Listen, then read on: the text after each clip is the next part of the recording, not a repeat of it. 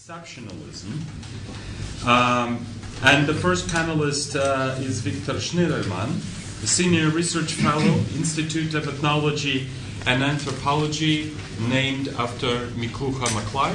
It's still named after Miklucha Maklai. Why not? Okay. Do you have objections? No, just putting it on the record, a famous Russian anthropologist and traveler.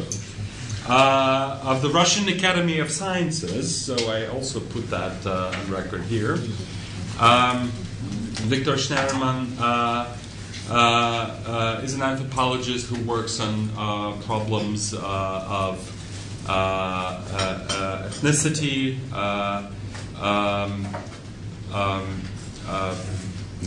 nationalism, racism, diversity, most recently collective memory.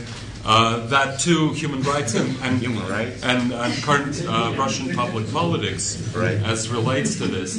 He also works closely on variants of radical integral Russian nationalism in the post-Soviet Russia, and in the center of many public and intellectual debates that is happening in Russia with the rise of radical and integral versions of nationalism, including its racialized forms. Viktor Shnirelman has recently published, I was told, a new interesting book on the myth of Hazarians that relates to the themes of anti-Semitism, latent and articulated anti-Semitism in the Soviet and the post-Soviet period. And today he presents the paper entitled Imagined Nation, State, or Empire: Contemporary Discourse on Russian Nationalism. Thank you, sir. It's actually more of Russian nationalism rather than on Russian nationalism.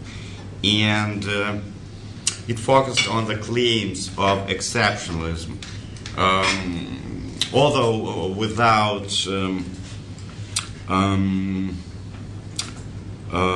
too many references to this particular terminology.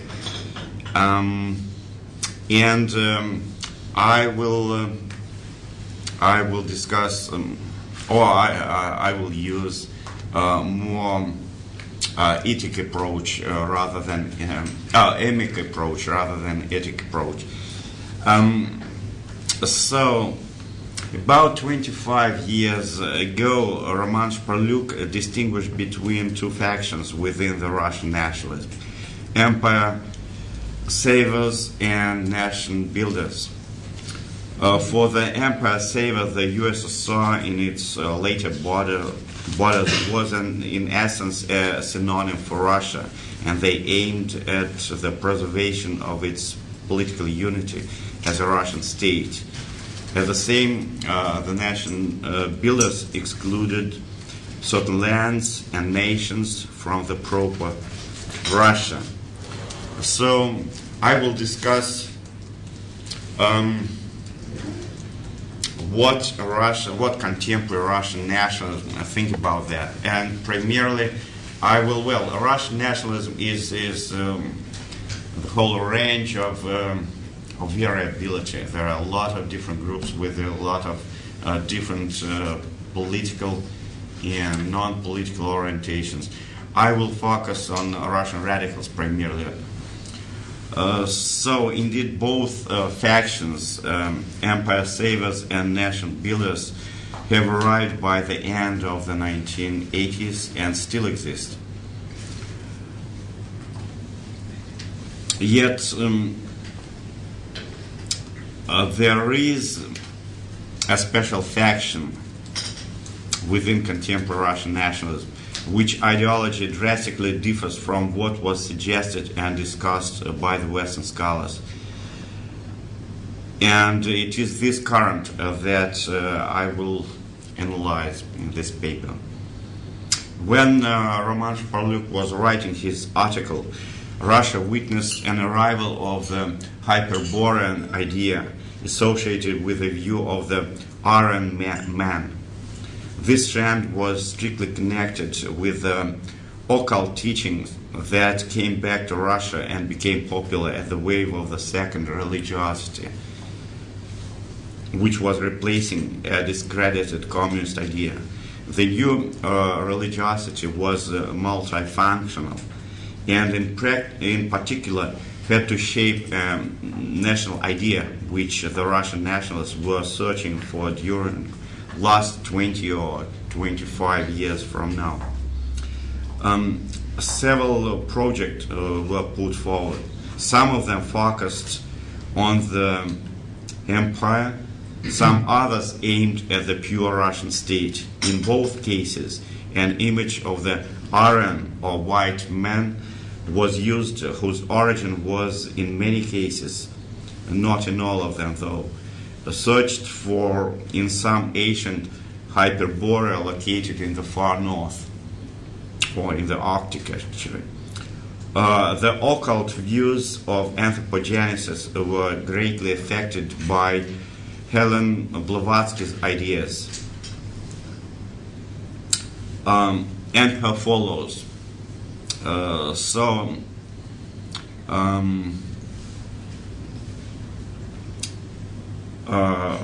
The ideas themselves are well known, so I will skip this part of my paper. Yet scrapes of such occult ideas are used in all possible combinations by a number of contemporary epigone myth builders who once again exploit the Aryan idea and turn to Blavatsky's Aryans into the Slavic Aryans, ancient Russes or Russics. All those terms are extensively used.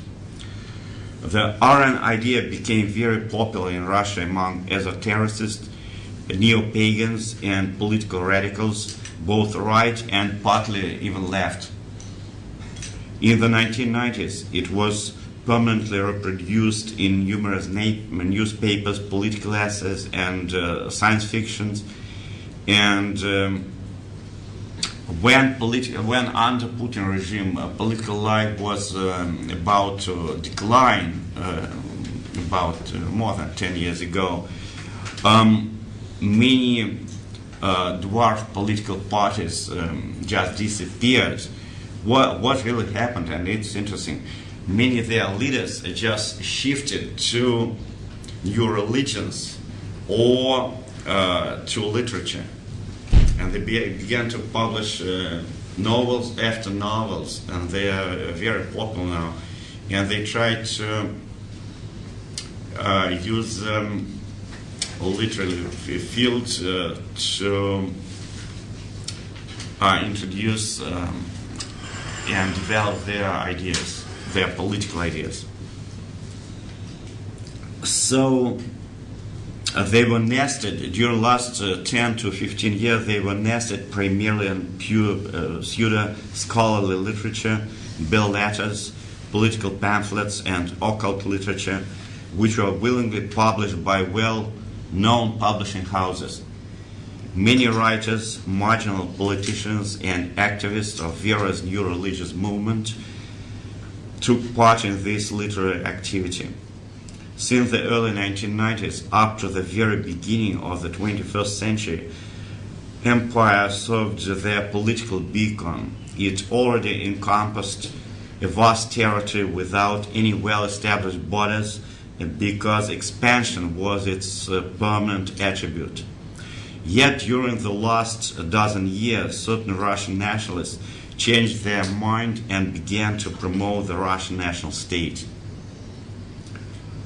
And I will come back to this some later. An imperial imagination was anxious with the remote past.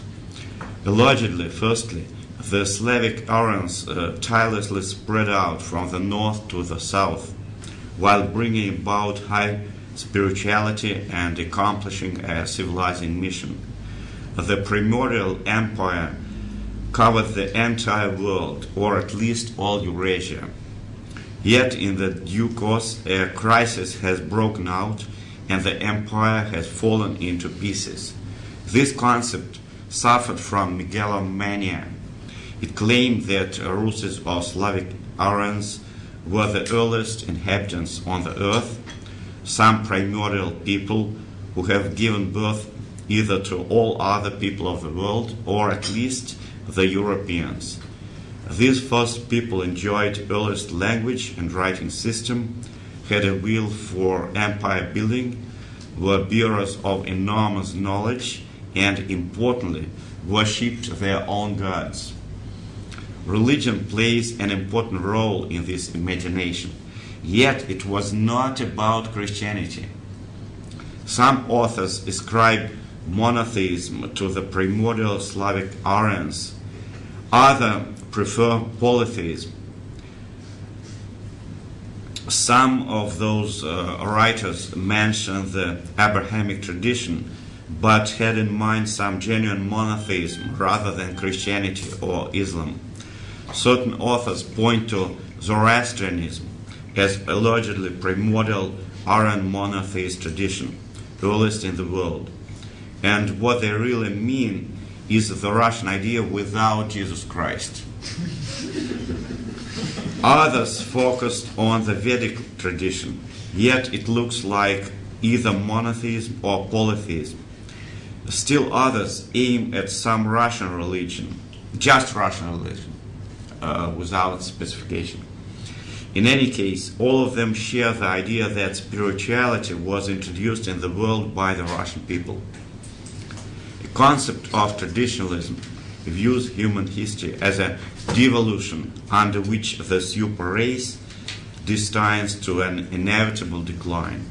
The primordial empire falls into pieces, and the Slavic Aryans have to retreat to their initial territory, that is, northwards.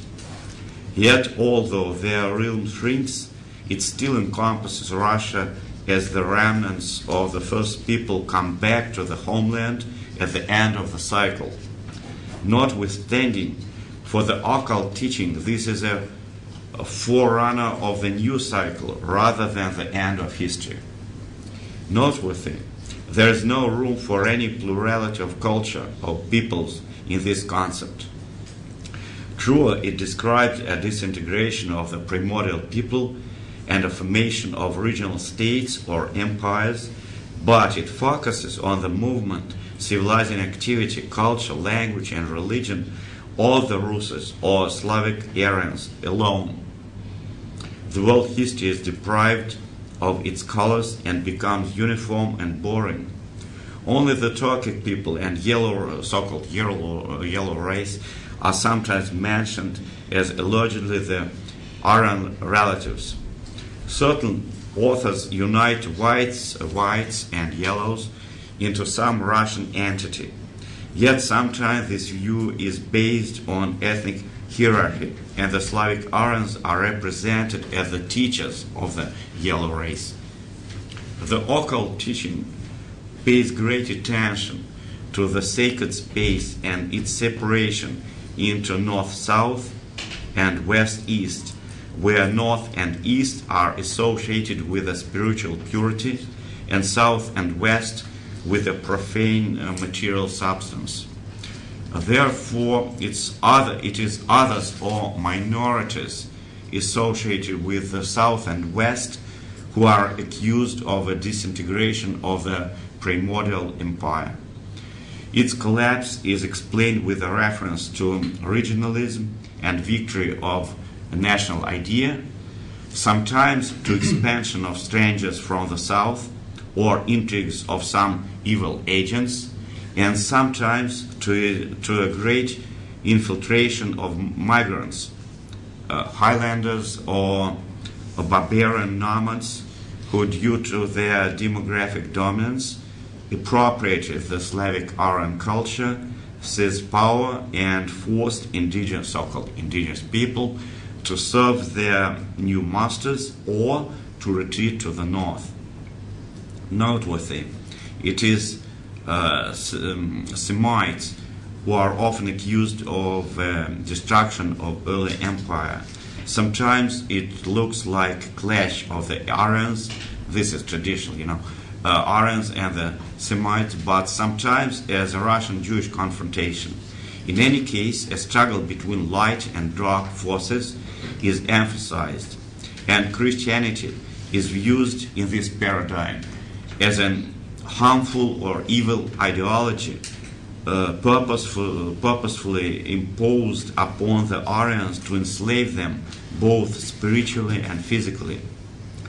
Whereas international had a positive meaning in the Soviet discourse, the literature in question treats as a negative, destructive agent who opposed the homogeneous ethnic or racial community of the Russes or Slavic Aryans.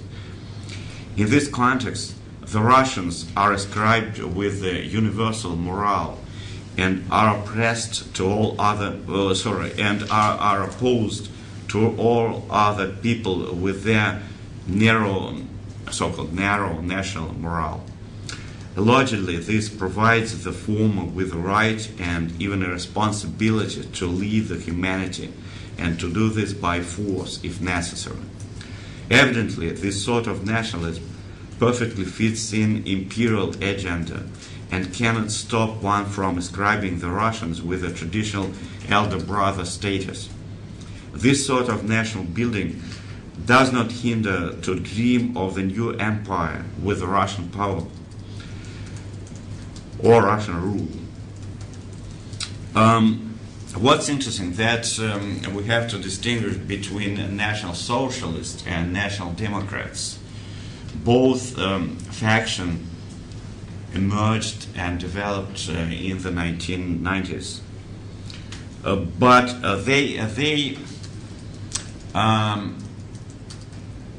they oppose each other in terms of their political ideas and their economic ideas, but they are very similar in their developing this sort of mythology about North, about Arctic, about Hyperborea, and about white, so-called white people, white ancestors. Their so-called new positive ideology is based on the Aryan idea and Nordic values. These concepts included such keywords as primordial tradition, primordial world order, collective unconsciousness, archetypes, empire, chief, sacred Vedas, and the like. Anyway, the Nordic and neo-pagan imperial ideas obsessed both National Democrats and National Socialists. With respect to their ideology and revolutionary radicalism, all of them can be treated as the Russian variety of the New Right, although there are some very specific differences between them. All these ideas show us how people construct the past with respect to contemporary environment, and then elaborate a blueprint for future with reference to this artificial construction. The meaning of the occult cyclical theory becomes evident. Indeed, if historical processes develop through cycles and permanently repeat themselves, there is a ground for hope for a future restoration of the Russian Empire. Moreover, if early humanity was homogeneous without any ethnic differentiation, one can assume that ethnic groups would disappear in future. Noteworthy, different authors develop their own images of the ideal empire, and there are a lot of different images. What really struck me most, so every time when we deal with this sort of nationalism, we have to pay attention to a really great range of variability of views. Some of them are dreaming of the homogeneous Russian Empire with a tough ethnocratic rule and prohibition of mixed marriages. Some others want to rearrange Russia into confederation where segregation combined with well-established territorial borders would allow ethnic Russians and the rest friendly indigenous peoples to live in peace. Thus, the Russian genotype with its pure blood would survive within the borders of its own homogeneous Republic of Rus. It's their own term. Such a confederation is depicted as the Vedic Empire, which is opposed to contemporary parasite Russian state.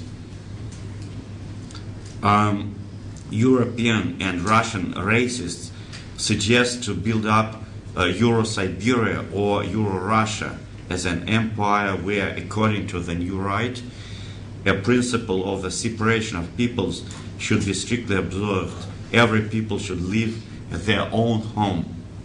Fragmentation comes to its extreme in imagination of some neo-pagans who predict an end of the Russianness and suggest that the neo-pagans have to separate from the Russian people and to become the separate people.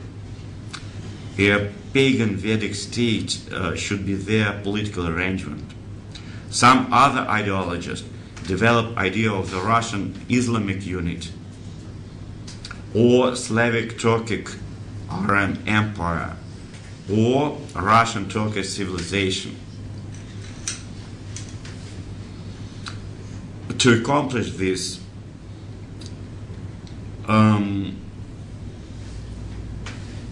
imperial model suggests eugenic procedures because nation had to enjoy a uniform racial type. The Russian nationalists complain that the Slavs have turned from the gods' descendants into serfs and slaves.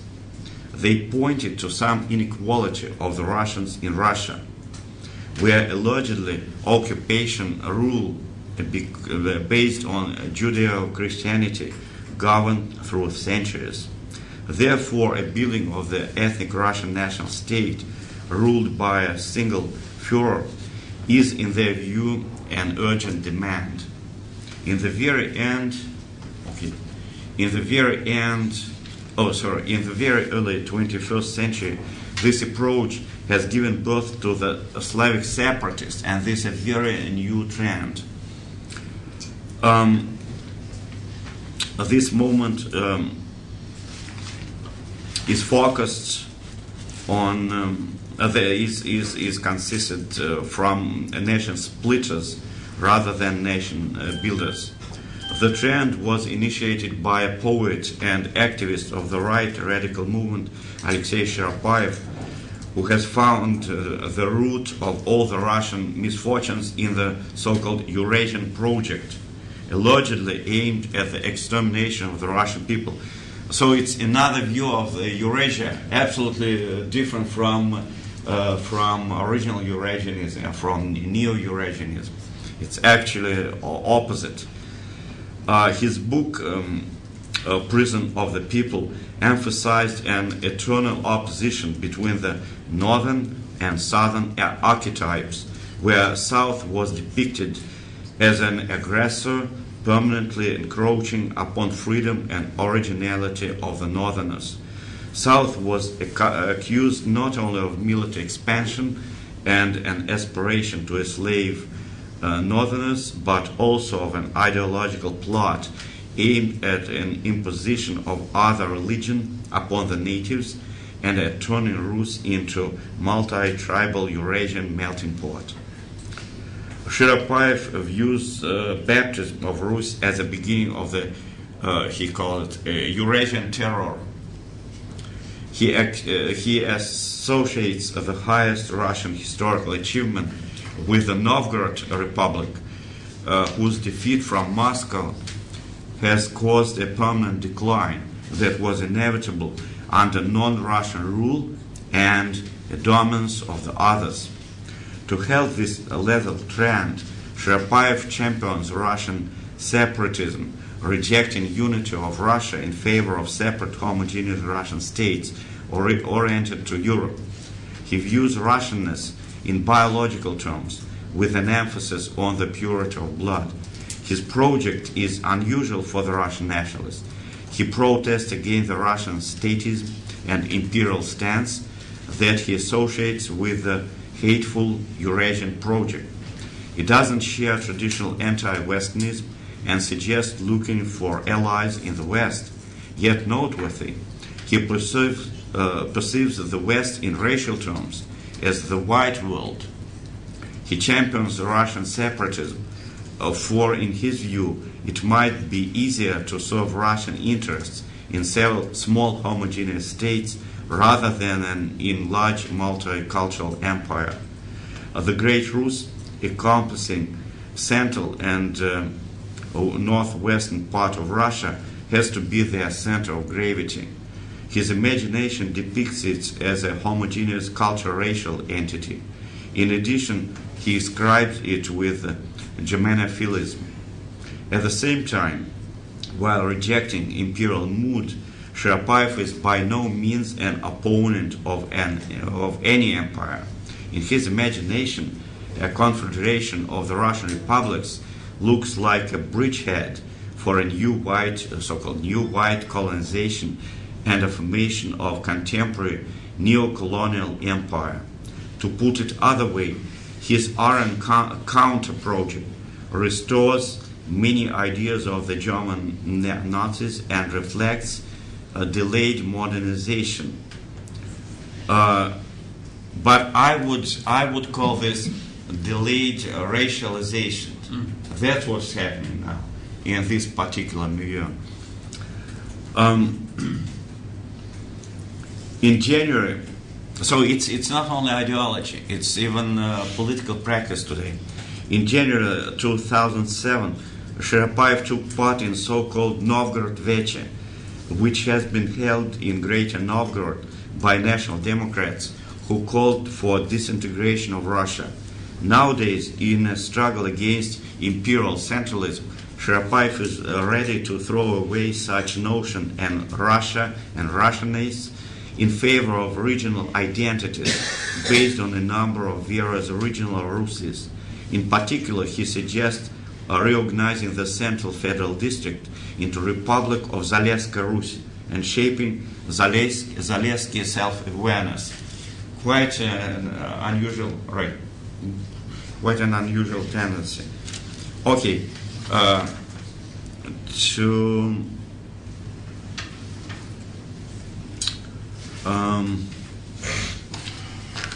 just a page. Thus, the Russian radical nationalism is attracted with the paganism and occult rather than with Russian orthodoxy. That's an interesting point.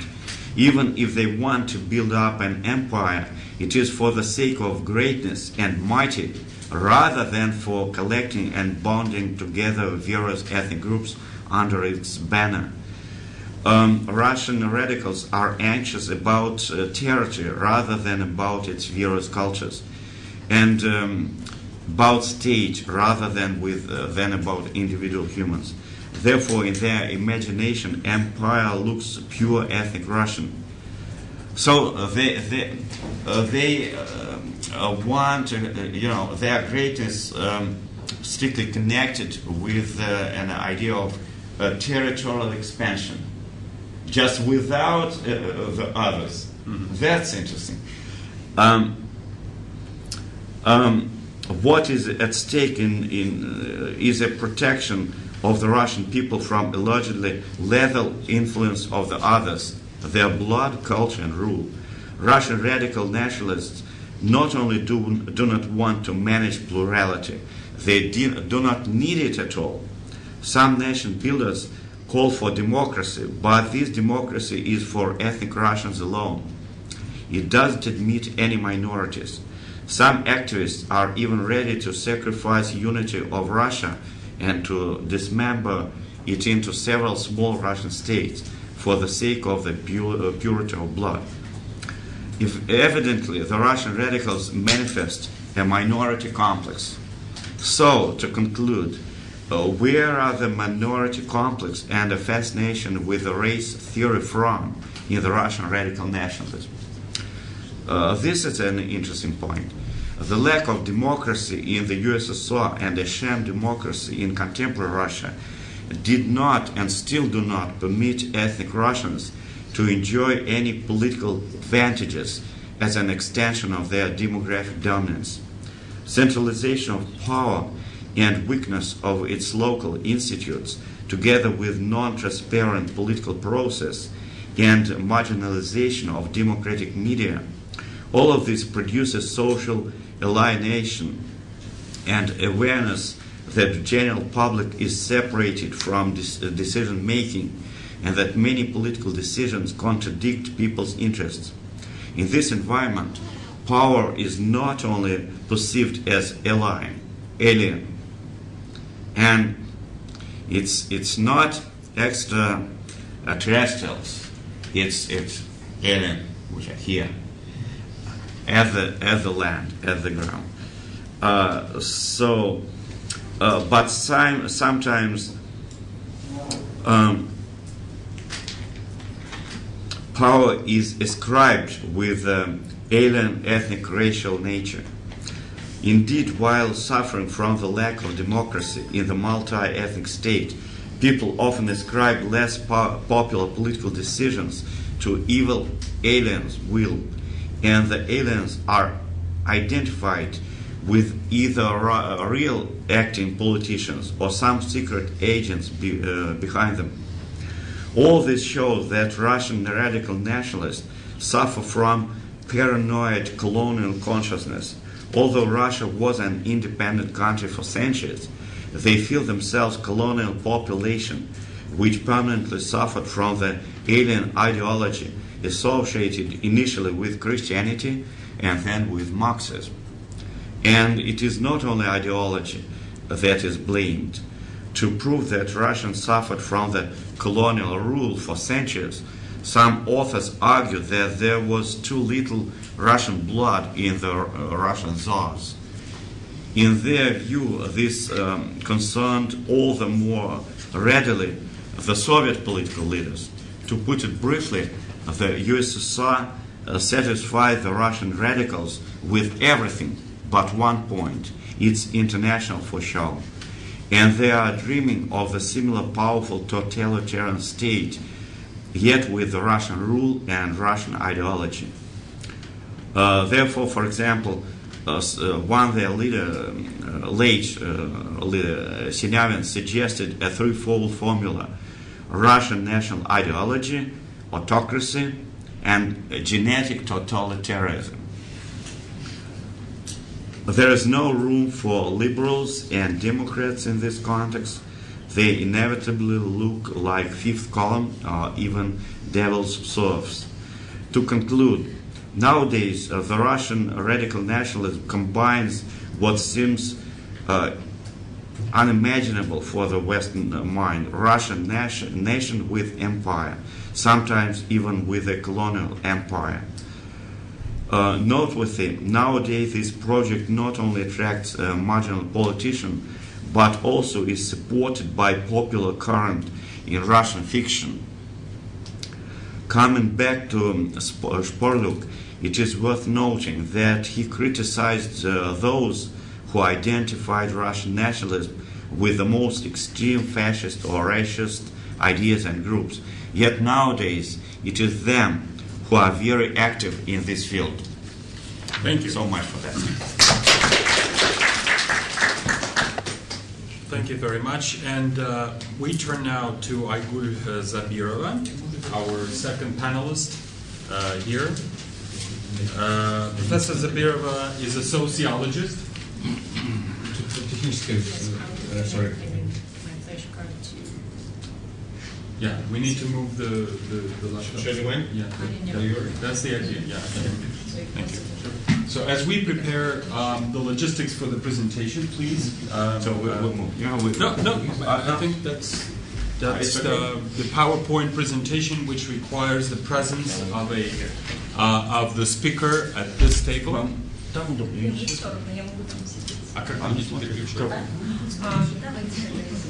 So the logistical arrangement requires the speaker to be at this table in front, near the equipment. And to continue the presentation, Professor Zabirova is a sociologist. She's the head of the Sociology Department Chair and Professor in the Faculty of Social Sciences of the Eurasian National University. And I believe this university is still named after Gumilov. So we put it on record here. The names are on record. Astana, Kazakhstan.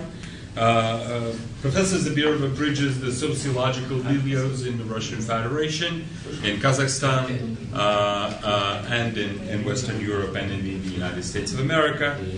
She has published on issues of migration, nationalism, and today's talk is entitled "Applying the Postcolonial Approach to Central Asia." Limitations and opportunities. Just one word before you start.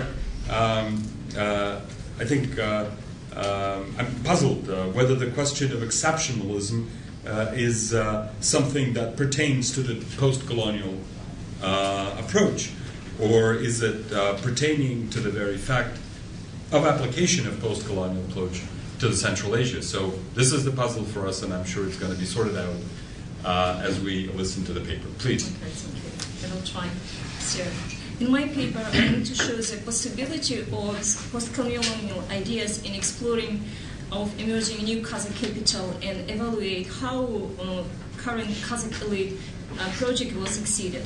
I'm concerned with colonial nature of the Imperial and Soviet past, particularly whether current politicians and researchers of Central Asia region define themselves as colonized by Russian Empire and then by Soviet state.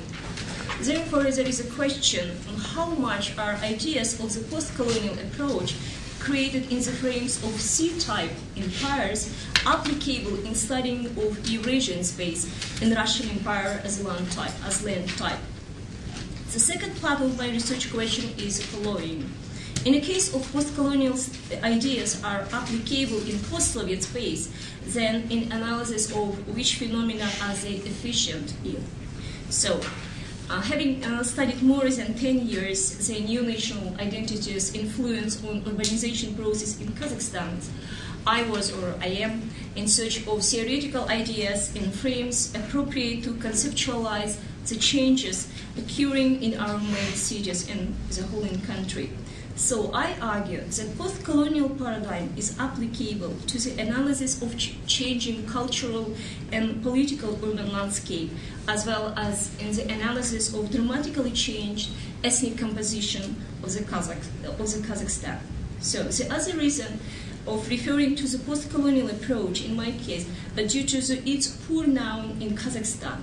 Nevertheless, there are several papers in English on the issue of why post-Soviet research avoids the colonial frames. So, for example, there is a paper of David Moore with title "Is the Post in Post-Colonial the Post in Post-Soviet?" So I suggest some ideas or assumptions why the Western researcher describing Central Asia, use post-colonial concepts while local academics don't use it. So firstly, post-colonial discourse are rooted in the Western type of empires as see colonies and practice. So there are completely different colonial practice, the concept of return of colonizer, which is not just supported but strengthened identification of colonizers with metropolis, at the same time preserving backwardness of origin due to impossibility of any spatial and social mobility. Land-based Russian Empire claimed other practice, so-called practice of rooting, практики укорененности, in the colonial periphery. Apparently, different colonial practices required different theoretical explanation and methodological approaches. So secondly, the absence of post-colonial discourse in Central Asia is explained by current foreign policy of all 5 Central Asian states directed to Russian Federation. As an example, it could be used the fact of presence of Russian army in Tajikistan and Kyrgyzstan, bordering with Afghanistan, Pakistan, etc. Meanwhile, Russia has no common borders with Tajikistan or Kyrgyzstan, but Kazakhstan borders with these states. So this means that social science in the region are still seriously restricted by ideology and political agenda of Central Asian states. All Central Asian states in process of national identities formation, in nation building process, produce or let's say reproduce all Soviet approach and methods such as mass concerts during national holiday, mass performance and festivals, like Laura Adams described it in her recent book Spectacular State, and the book is about Uzbekistan actually.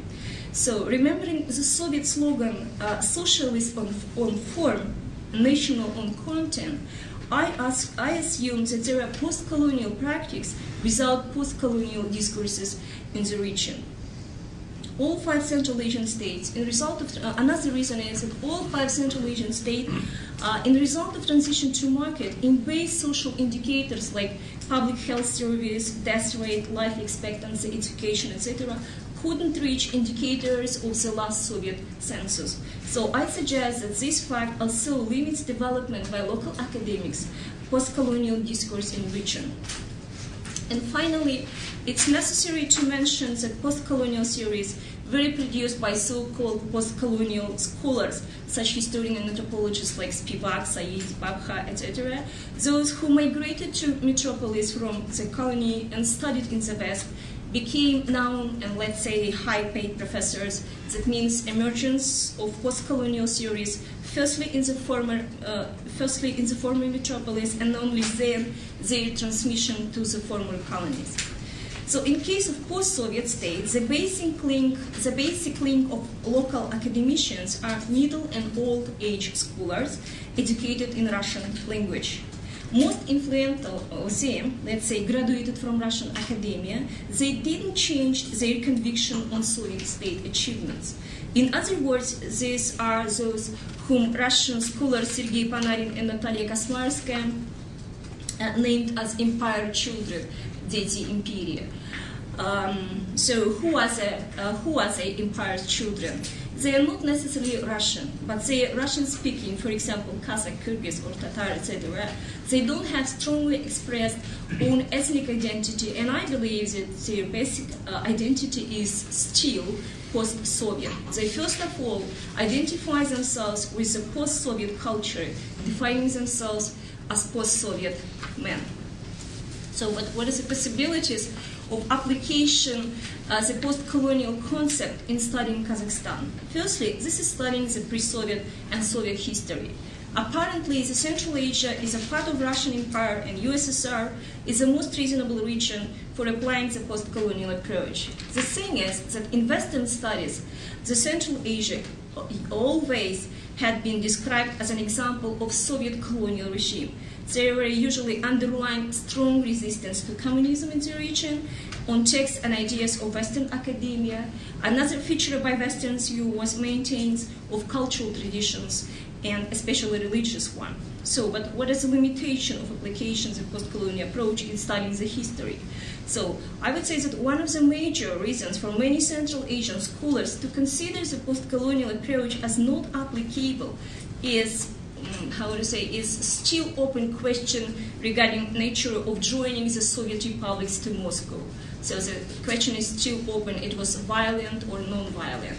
At the same time, former Asian and African colonial countries were similar to former Soviet republics due to directive approach to culture, politics, etc., which is at the same time is clear sign of colonial type of regime.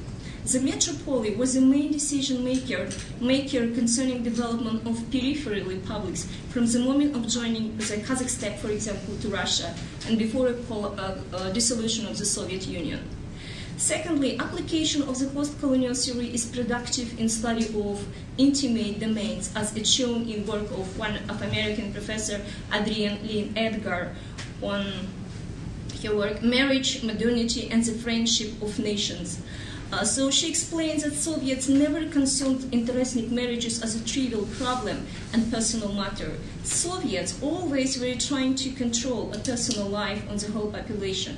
Another American professor, Anne-Laura Stoller, emphasizes that state control of people's behavior in sexual life, marriage, and birth rate was a significant part of colonial policy.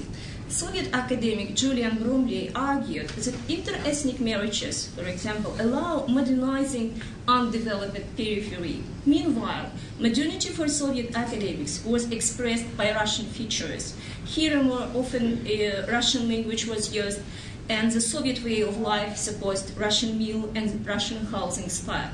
Thereby, if in the European colonies, white men acquainted with indigenous had intimate relations and sometimes married those women, in the case of the Soviet Central Asia, Russian women wedded with local men. These women were understood as one of the support in overcoming of backwardness of region. Nowadays, many known political leaders in the region, and especially in my country, let's say, were married to Russian-speaking female, that allowed them to identify themselves with an imperial part, and such interethnic marriages were relieved in social mobility and political career. Whereas female Muslims related with backwardness and marriages of indigenous with Russian men, very rare case. But today we observe significant changes, at least in my country. So marriage of Russian-speaking men on Kazakh women, which as before serves as a channel of social mobility, increasing chances of growth in political career of these men. In turn, Kazakh men nowadays less often marry to Russian women, so which is a sort of exceptional cases. Thirdly, after the break of the USSR, Central Asia in geopolitical and cultural terms come back to Middle East and Muslim world. And the description, exploration of the region on the basis of post-colonial approach getting more and more strong and powerful. Post-colonial approach permits to identify, to discover imperial type of new discourses and new discussions. Becoming the object of new big game, Central Asia became the combination of existing and imagined. Referring to Edward Said, it is possible to assume that this combination of empirical and imagined occurs not as aspiration to describe this region, but as a desire to dominate there and somehow to be protected from it.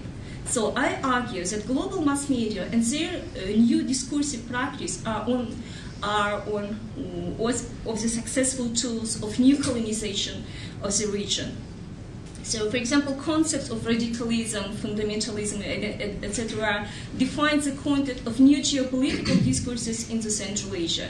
Basically, these are discourses of threat and danger, so-called threat and dangers bearing by Central Asia region to the world. In these discourses, Central Asia is interpreted as other, with a symbolic effect manifesting principal differences of region from the rest. For example, Islamic fundamentalism versus toleration, terrorism versus human rights, enforcements versus democracy, freedom, and etc. So it is apparent the new agent of region colonization based upon new approach in political and social science. Therefore, we observe quite successful application of the constructivist approach of the global mass media in Central Asia region. So therefore, it's really difficult to border between imagined and real problems, real threats in the region. So, but now I would like to focus on the post-colonial approach in studying the Astana as a new capital of Kazakhstan. So 14 years ago, the capital of Kazakhstan had moved from the Soviet Almaty to a small provincial town Akmola, and during Soviet time, that's 14. Stalingrad. 14, not 14, sorry. 14 years ago. So the capital shift was considered by society as a personal, voluntary decision of President Nazarbayev, forcing will of the ruling power. So at the very beginning of the independence, the new national Kazakh state should handle with some issues. The most crucial issue was question of nation building and stabilization stabilization of the national state. So for stabilizing and strengthening the new national state, the new capital was required, which would become the strongest object of identification with new national state. All Soviet republics invented and developed different strategies in solving issues related with the nation-building process. For example, after a break of the USSR, there are special decisions undertaken in formation of new national identity in Moldavia. For example, Ukraine had its own strategy of interactions with Russians in Ukraine, and the most drastic became the, let's say, notorious national policy in all three Baltic states for forcing pushing out of Russians from Baltic region. So it was a slogan of new national Baltic states in the 1990s, Russians, pack your suitcase and go ahead. So ethnic composition, ethnic disproportion in distribution of population was one of the strongest challenges for new Kazakh state. According to the last Soviet census, Kazakhs and Russians had equal proportions in 1989. So both making about 40% of the population. But ethnic composition was complicated with geographic distribution of these two large ethnic groups. Geographical distributions of population had ethnic feature during the USSR time. The south and the western region of Republic was mainly concentration of Kazakhs, whereas north and central parts of Kazakhstan traditionally were considered as Russian. So here in Soviet time, Kazakhs were quantitatively much less than other ethnic groups. Therefore, the new nation state was faced with a question: how to balance the national state without violence, without exile of Russian-speaking population. And another question was how to bring here Kazakhs. How could the northern part of country become attractive for Kazakh population from south? How to force, how to stimulate southern Kazakhs to move, to migrate to very Russian-speaking north. Furthermore, a Russian-speaking population in the early 90s, for various reasons, from ethnopolitical to individual, actively left the country, including north. Therefore, there could be a gradual emptiness trait of these lands. It is important to remember that historically, population density in Kazakh steppe always was low. Harsh winter conditions and very short, usually wet or very dry summer demanded strong resources for living. So Kazakhs here practiced only nomadic survival strategies, not comparable with residing conditions in southern agricultural region of Kazakhstan. Therefore, the state should do something with former Russian-speaking north and central regions of the country. So it was necessary from somewhere to bring people in exchange. The decision was found in movement of capital from the south to the north, which in reality stimulated huge flow of population to Astana and surrounding towns and villages. This is confirmed also by official statistic of 2000. For example, in 1997, when capital moved to Astana from Almaty, the population was around 270,000. And now in Astana, there is, thank you very much, more than 600,000 population. So it is important to mention that the key core in this southern migration flow was Kazakhs. In my dissertation some years ago, 7-8 years ago, I emphasized to qualitatively diverse group of Kazakhs who arrived to Astana. I mean rural and urban migrants. So I argue that differences in social background of migrating population, like education, qualifications, their skills, affiliation in network relations, and skills in Kazakh or Russian language strongly influence on adaptation process in the new place.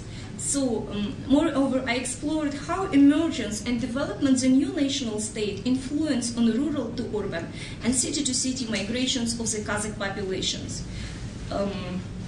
Secondly, a new Kazakh state needed for the new centers of modernization. Here is very important to notice that Kazakhs didn't have historical attachment, from my observation, to a certain city. I mean, for example, that Baku or Tbilisi, being the same Russified cities like Almaty, despite their ethnic composition, for example, Soviet Baku remained as an Azeri city, as well as Tbilisi as a Georgian one. I argue that Soviet Almaty wasn't Kazakh city. During Soviet time, Kazakh never defined Almaty as a cradle of Kazakh nation. Kolыбель Kazakhskая nation as a cradle Kazakh nation. So, for example, after the declaring the movement of the capital in 1990s, population of Almaty, for example, didn't protest against loss of the capital status of Almaty. Definitely during Soviet times there were very serious Kazakh intelligence, national press, national poets, etc., national historians in the Soviet Almaty as defenders of the Kazakh language and whole culture. Apparently, this intelligence gave way to Russian-speaking culture and science, as a result of which the whole Kazakh, let's say, was the most Russified and most Sovietized ethnic group in the USSR. Therefore, I would like to emphasize that in the period of the USSR, Almaty didn't become the Kazakh city, it was Soviet city. And correspondingly, the Soviet identity, especially through language and culture, dominated over Kazakh identity, at least in big cities.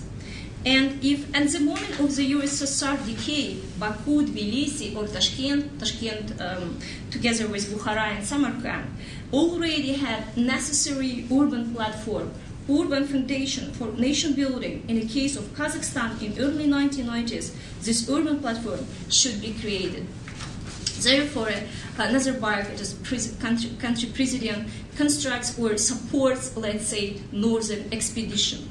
By the way, the last is not known. I mean, question of who suggested the idea of creation of the new capital. In relation to it, there arises a question for elite: how to construct, how to make the Kazakhstan capital without conflict, and at the same time implement Kazakhization of the north. The second question on which the new elite searched for answer was, again, how to construct, how to make Kazakhstani capital, and at the same time create Kazakh elite for the new nation. Apparently, the Kazakh elite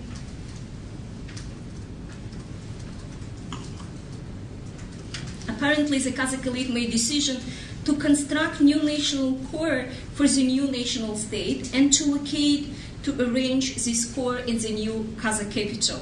So I argue that such new national core for the new Kazakh nation became bureaucracy. I don't know how to explain it, чиновничество in Russian government class, whatever. So after the independence, other problem facing the Kazakh elite was creation of new centers of modernization, an ambition to create new enclave of modernization. Okay, thank you. In this context, it's important to notice that new Kazakh state strategy typical for the post-colonial state. I mean the enclave modernization strategy of creation for new enclave of Kazakhstan on the north, in addition to already existing enclave on the south created by Soviet state. So apparently modernization was understood by current Kazakh elite as urban modernization in parallel with indigenization of North and then the whole society. But due to my limited time, let's say it's different story, whether national officials became core of the new national state. And again, it is separate story whether strategy of Kazakh state was successful. So at least today it is clear that the problem of indigenization of the north, at least, was solved successfully by elite. According to the second national census, by 2010, Kazakhs in Astana make around 70%, and Russians around 20%. So, and finally, I can say that nowadays, in official speech, in academic publication, in mass media, Astana more often positions as a new chapter of Kazakh history, of independent Kazakhstan, as a symbol of distance from Soviet past and Soviet Almaty. New capital became the new post-colonial narrative. And the post-coloniality of the new narrative is that Astana became the shift not only in geographical sense, but also in distancing from the Soviet past, prevailing with its Soviet grand narratives, Soviet capitals at this era. So new state demanded emergence of new ideas, of one of the symbols of which became Astana. New city became a creation of new policy, culture, and economy of the new national state.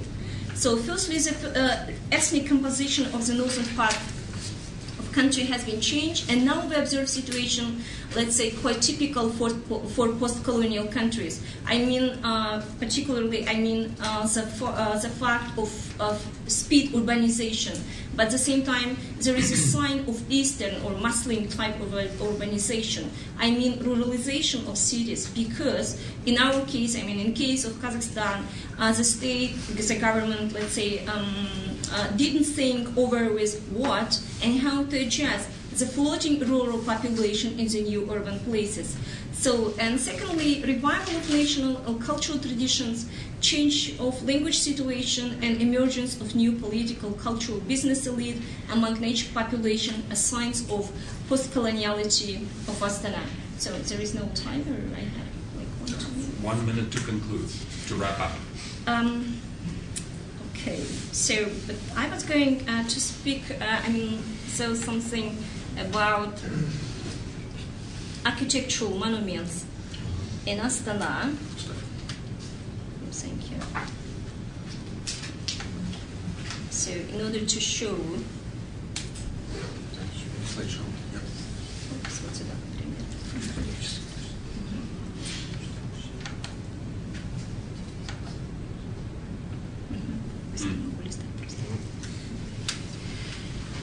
So just a few words. So in studying, in studying of the Astana as a post-colonial city, so I was going to demonstrate explorative, let's say, capacities of post-colonial approach in analysis of new architecture in Kazakh capital. So it's important to mention that there is a really outstanding modern architecture, creator of world-known architects like Norman Foster, Kurakava, or Nicoletti, for example.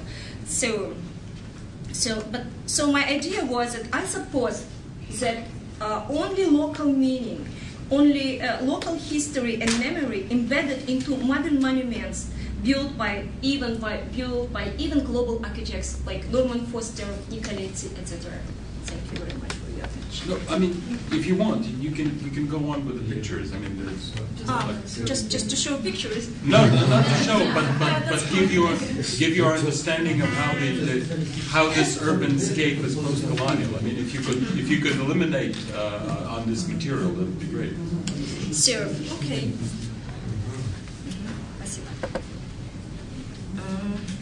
Just a moment. So my idea is that my idea, let's say, was that actually. So my analysis of architectural symbols, architectural monuments, allowed me to distinguish the main trends in the changes of national identity. So after getting the independence, all Soviet cultural codes completely disappeared.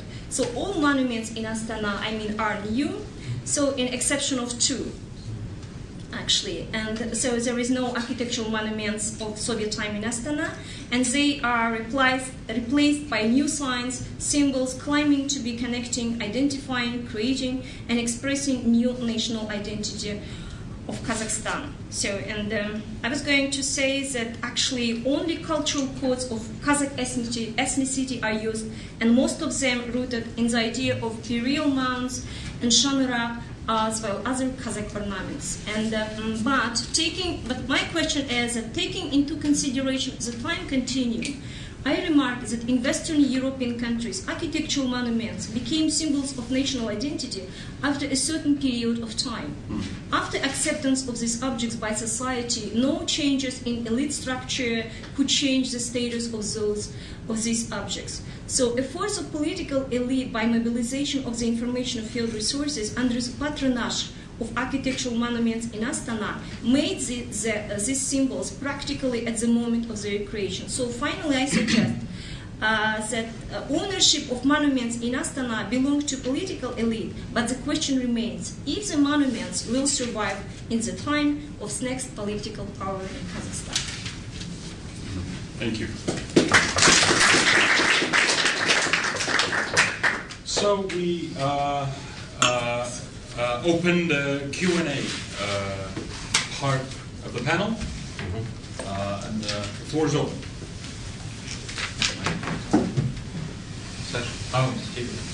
Steven, and then Mark. I guess Mark was. No, I can. Oh, yeah. Okay, let's start with Steven. It's really just a quick sort of factual question, or one to each presenter. To Victor, now obviously questions about links or influences, political or intellectual, between the movements and ideas you discuss, and various Northwestern European or even North American ones would suggest. Such as, for instance, Alexei Ivanov's novels about the Urals and Urals myth and identity, and even the very famous film Ovsyanky, Mute Souls. The script for this was written by Denis Osokin, living somewhere nearby this building, right? Somewhere in Kazan, and filmed by Alexei Fedorchenko in Yekaterinburg. So that's my comment, that this tendency that Victor so vividly presented to us, they are very much relevant for the cultural process in Russia, and they're not isolated at all. My question is the following. So in your conclusion, on the one hand, and correct me if I'm wrong, interpreted these narratives as generated by the minority complex and social alienation from the power, and the power is represented or imagined as the alien, and alienation is translated into ethnic and racial terms. That's one hand. On the other hand, you mentioned that these visions, they manifest the nostalgia for the Soviet period and Soviet kind of state, but with genetic totalitarianism. In addition to that, but you mentioned when you were speaking about the social alienation that this complex is basically linking Soviet period with the post-Soviet period. So I see here some contradiction, which maybe you will help me to understand. And in connection with this sort of sub-question, so how do you interpret this ideology as post-colonial, post-imperial, or something that is both post-colonial and post-imperial, if it is possible at all? Right. And my question to Aigul is the following. So when you're speaking about post-colonial, and what I imagine when speaking about post-colonial is the sort of emergence of hybrid identities, is the reappropriation of the imperial narratives and imperial structures of power by the newly created state. So do you see these things sort of, at least those two obvious examples of post-colonial presence of hybrid identities and reappropriation of imperial practices and narratives? That's my question. So was Brendan? Just two brief questions to Victor and one question to Aigul. Victor, I'm just wondering geographically where most of these writers and thinkers are coming from, because it seems like this is to a certain extent a response to the center, right, and to the traditional centralization, administrative centralization of Russia. And I'm also wondering if it would be fruitful to look at them in the context of other kind of dramatic, let's call them anti-modernists, for lack of a better term. I'm thinking of the folks who created the Museum of Creationism in America. I'm thinking of Tea Party. I'm thinking of radical evangelicalism that has become a very powerful political force in America in the last decade. And for Aigul, I have a question that's kind of centered on what exactly is usable from the Soviet past that ends up in Astana. And I'm thinking specifically about Barjano Mishuli, a rather sizable monument to him that I understand has been put up in Astana in the recent past. And him as a figure that seems to be, at least from some of my Kazakh friends, they say that he's still taught in school as opposed to John Bull, who's been kind of thrown overboard. I'm wondering about your interpretation of him, specifically as a kind of a hybrid figure and a kind of, rather interesting figure. Sergey? Yeah, I have a couple of questions for Victor and a couple of questions for Aigul. Victor, I like your material really, and I'm working with some of this stuff too. But I'm kind of curious about your modality of reading of this text. So you tend to read them for the content, and I'm curious if that's a productive way of dealing with this sort of text. What if we look at them as, say, I don't know, ritualistic prose, namely, sort of some kind of magical realism, namely just basically a form of magic, right? So these people are doing something sort of by producing this text, I don't know, incantations, like, I don't know, spells and things like that. And sort of when we watch shamans doing things, right, so we do not necessarily pay attention to what they say, but sort of we're interested in the performative effect, namely sort of what is it that it does, right? And sort of you don't really do that. I mean, you don't really analyze it in these terms. And I do think that it's quite unproductive, quite useless actually, to try to approach this text rationally and to try to discern some sort of form of rationality that might be not there, right? So in other words, like, can we read them symptomatically? Can we sort of try to build these narratives into larger sort of cosmogonies that these people have? And it's these larger cosmogonies that I guess I'm missing. And a related question, like by the end of your talk, you started talking about empires, the visions of the empire that are completely monoethnic, and that sort of made me think, like, what then makes it an empire, right? Because the whole point of empire is precisely sort of like an ability to deal with difference. And that sort of pushed me to think, like, well, okay, so are we dealing with the situation when the imperial language is sort of a substitute of a prosthetic language for expressing something else, right? And what is it, this something else, right? And going back, continuing rather the theme of this prosthetic language, I have a few questions for Aigul. I'm totally sympathetic to the use of postcolonial ideas and theories and concepts. Right, exactly. Right, for explaining the post-Soviet experience. But I really want to push you on your claim that to what extent this concept actually could be used given the context, right? Because I do think that there are serious reasons why postcolonial theory does not really get developed here that much, right? And it's not only because sort of the theoretical foundations are very different, but the form of postcoloniality is different.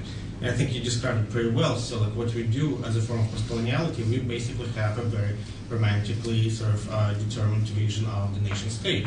The whole discourse of indigenization would be impossible in any form of postcolonial theory I know of, right? It's just sort of inapplicable. It's a very different sort of theoretical framework. And that's sort of a second question, namely, there is a particular theoretical genealogy of postcolonial theory, right? So, and basically, if we take the subaltern studies, we have the Gramscian and Foucauldian project with Guha and Chatterjee, and then with Spivak and Komibaba, we have sort of Derridian and Lacanian project.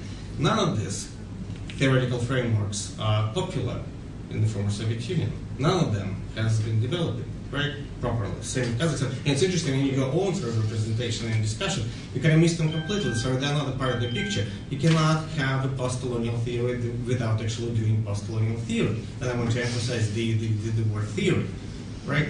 So I'm curious, like, if you could sort of say a bit more, like, sort of about this, like, sort of how come sort of we get postcoloniality without post, right? We get postcoloniality that is extremely sort of national, right, and nationalized, and basically sort of postcoloniality becomes, like, especially in Kazakhstan, it's less so, and then to some extent in Belarus, it's basically sort of a substitute, a placeholder for rigorous, ethnically driven nationalistic projects. Well, these were full plates, but I suggest we take 2 more break and then switch to comments. So I have, yeah, you wanted to. But I mean, is it a comment or a question? Commenter and two commenters. 2 commenters. Then let's wait. I see Elena and Sergey. I have them on the list. I'm gonna wait. You want to break now? No, I'll How are the speakers doing? Do you want to break now? I mean, I had to respond. I'm fine. Well, I can give a response, Yeah. But it's up to audience. Okay, let's Yeah, let's respond to those and move to the second round. Right. Okay. So well, I think that there are no links with Hinduism at all. Because although some Indian guys expected to, they tried to develop some ideology which could integrate Slavic stuff at all within this paradigm. But there are, as far as I know, there are no direct connections. Although the ideas, of Vedic world, Vedic literature, Vedic gods, they're very, very powerful within this context which I was speaking about. However, what's interesting is that there is a link with some scholarly trends in Russia in the 70s, where we had an explosion of interest towards India, for example, and there were a lot of translations made by very good Russian professionals who were experts in Hinduism. There were good translations and of several very important literary sources, which like Rig Veda, and some others, Upanishad, which are extensively used by contemporary nationalist leaders. What's interesting about Russia is that people in Russia are well trained, well educated. So people whom I was talking about, they are most of them they're scholars, and some of them have even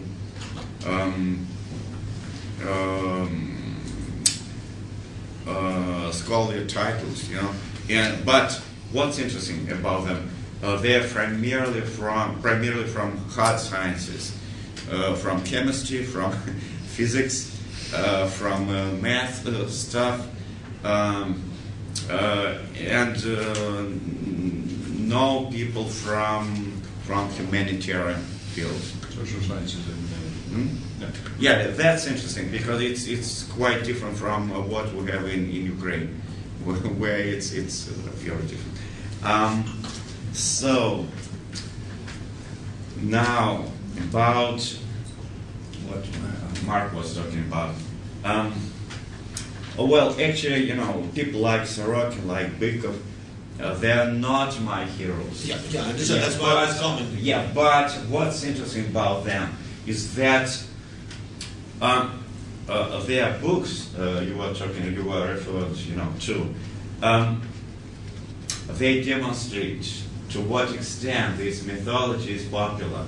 It's really popular. Unfortunately, we don't have any sociological sources, but from different sources, my feeling is it is expanding now. It's really expanding, and more people, lay people who are pretty far from this stuff, they know about Aryans now.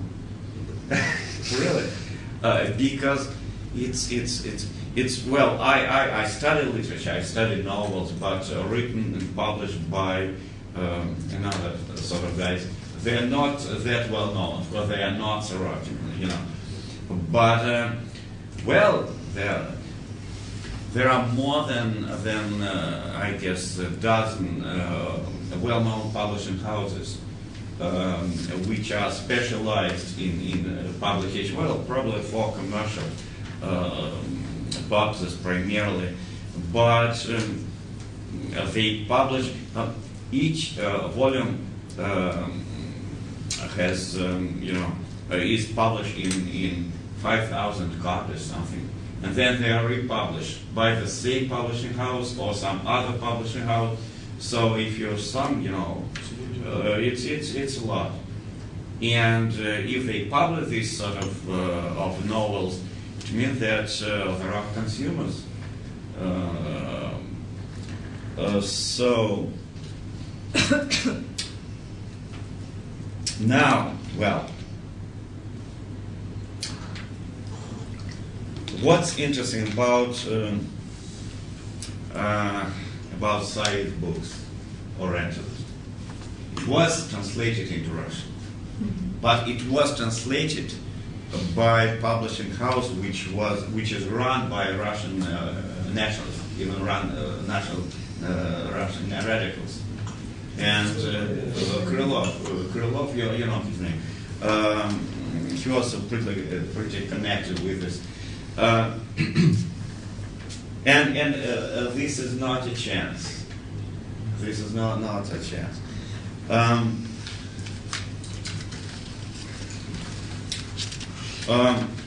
It's really interesting whether one can treat this trend as post-colonial or post-imperial. It's a very bizarre mix. As I try to demonstrate, a mix between still some imperial feelings, some nostalgia for empire, but as I said, empire empty without others, because others, it's better not to deal with them.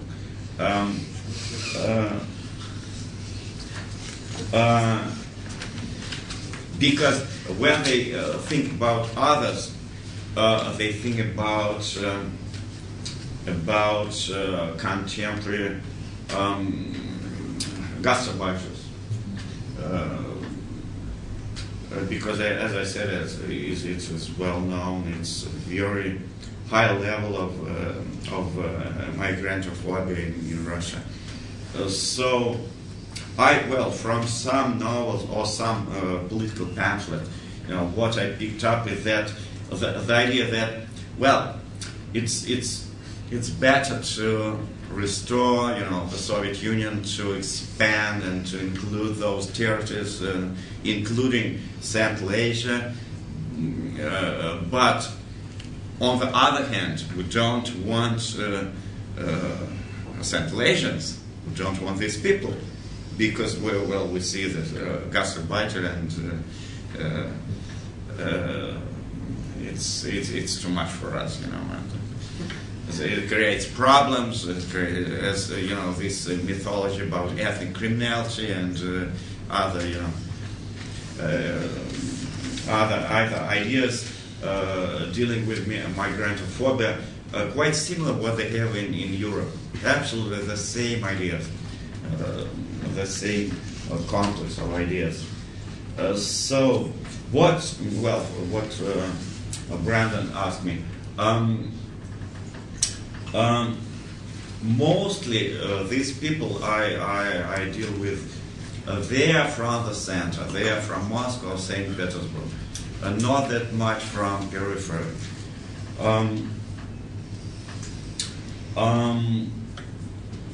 There are interesting links between them and Western racists, Western right radicals.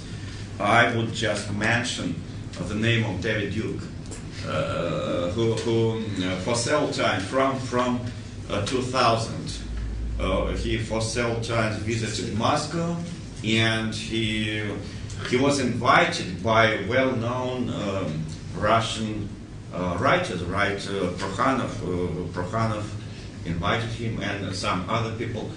And they met for several times, and they discussed future perspectives of Russia and the United States and the white world. And Duke was fascinated with environment in Central Russia. He said, look, it's just white people around me, but I don't like Chechens. It's better not to have them in Moscow. Chechens and North Caucasia. But they're much more white than in America. He said something like that. They can talk okay to each other. That's the question, right? Sorry? They hate each other, but they're fine. They're congenial in their way. Well, I don't. You mean American racism and Russian nationalism? And somehow they what Ilya brought together. You know, it depends on the context. In some contexts, they just love each other. You know. But it depends on what they're discussing, you know, where they focus. But in terms of their attitude towards, you know, towards the others, towards the blacks, you know, well, they have pretty similar ideas. Mm-hmm. So, and for at least for 2 or 3 times, there were big conferences in Moscow organized by Russian radicals, where they invited more than a dozen well-known rightists or racists from states from Western Europe, and they discussed the future of the white world, you know, all this stuff. So there are interconnection. Now, I like Sergey. I really like your questions and your approach. I understand what you mean, but well, it's as I said, many leaders of this particular movement, they at the same time they present themselves as leaders of some new religious communities, primarily neo-pagans. But not only neo-pagans, some occult, some magic, you know, communities. So, yes, sometimes when you read this stuff, you feel like it's just what shamans do, but just in rhetoric. So it's, well, I think. Well, what you suggest, it's an interesting approach, but I use different approach because what is important for me is that this is a sort of Ethiopian language. It just which is embedded in almost all the what they call alternative history. What you study in Kyrgyzstan and what I study in Russia. Sorry to interrupt, but then how come sort of you don't read their occult attempts as an Ethiopian language too? Yeah, it's of course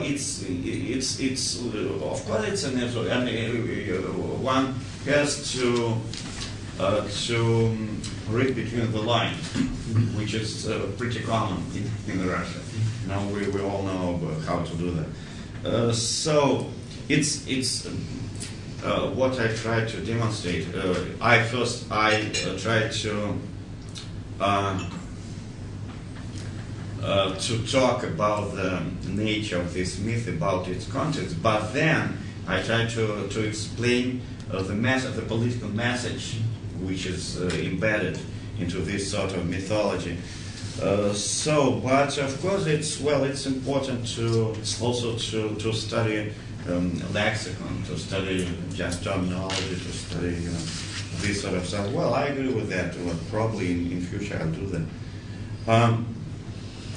Now, we have to shift because we have. No, but one more question, and I will give an answer. So, empire and mono-ethnic state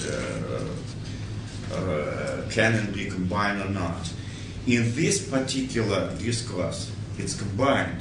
It's bizarre, but it's combined because they understand empire not that much in terms of a plurality of culture, but in terms of vast territory and authoritarian rule, authoritarian regime. That's what they are talking about, and not multiculturalism doesn't fascinate them at all. So that's.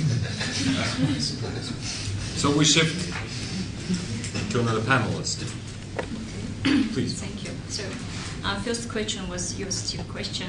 So, and I would say that actually, I mean, when capital was going to move from south to north, and actually in general, I would say that there were no big great discussions even among politicians, among journalists, and practically, let's say, there was no discussions among academicians.